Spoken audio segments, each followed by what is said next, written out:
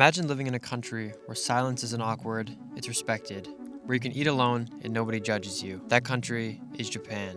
I sit and ask myself, why is Japan so comfortable for introverts, and what makes it different from anywhere else? For over 3 years, I have been back and forth between the US and Japan, and every time I'm here, I notice one thing. Japan is designed in a way that makes life easier if you were introverted. Today I will share with you the unique reasons why Japan feels like a home for introverts, and why it might be the perfect place for you.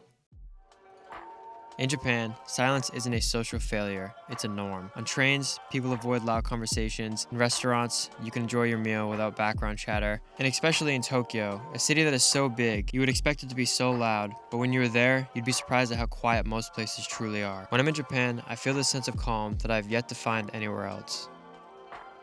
Eating alone in many countries can definitely feel a little bit awkward. Even for me, eating in the US sometimes, when I go out alone, I also do feel like a little bit of pressure, societal pressure, and like I shouldn't be eating alone. But in Japan, it's normal. Some ramen shops even have individual booths just for solo eaters. Cafes are designed with single seats by the windows, making it easy to spend hours alone with your thoughts on your laptop. On my recent trip to Japan in July, I was visiting my girlfriend, who is now my wife, and she still had days where she was working, so I would grab my laptop and head to the closest cafe, and when I would enter, I would have trouble finding a seat since many people go alone to get work done and enjoy the atmosphere that cafes in Japan provide.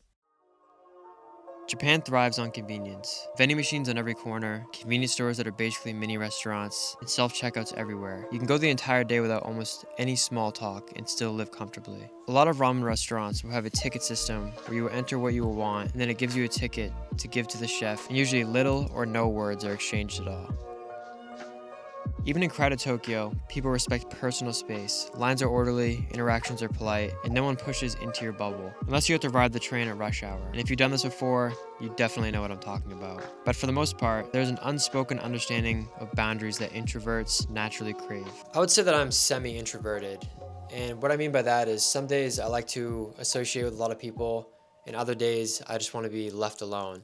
And for the most part, you can get this in Japan. People will leave you alone when you want to be left alone. But in the US, I think you can't get away from this in a lot of places, especially since small talk is so big in the US that no matter where you go, you're pretty much destined to have somebody say something to you, even if you don't want to talk to anyone at all. Besides just a city, Japan offers countless escapes into nature. From a quiet temple to peaceful countryside onsens, you can disappear into solitude whenever you need to recharge. One of my absolute favorite things about Japan is the trains. You can be in busy Tokyo, then just an hour train ride later, and you are in countryside Japan enjoying nature and Japanese architecture around you. So the real question is Japan an introvert's dream?